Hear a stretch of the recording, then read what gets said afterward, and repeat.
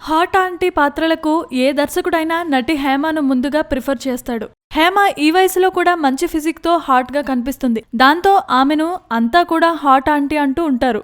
అలాంటి హేమ తాజాగా ఒక మీడియా సంస్థకు ఇంటర్వ్యూ ఇచ్చింది. ఆ ఇంటర్వ్యూలో హేమ మీడియాపై చాలా దారుణమైన కామెంట్స్ చేసింది.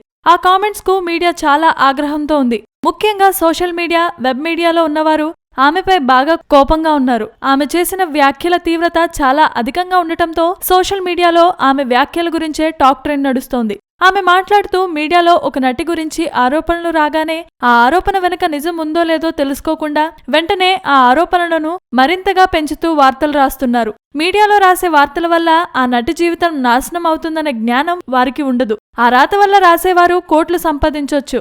అయితే ఒకరి జీవితం నాశనం చేసి వారి కుటుంబానికి సంతృప్తిగా తిండి పెట్టగలడా అని ఆలోచించాలి అంటూ హేమ సంచలనమైన వ్యాఖ్యలు చేసింది.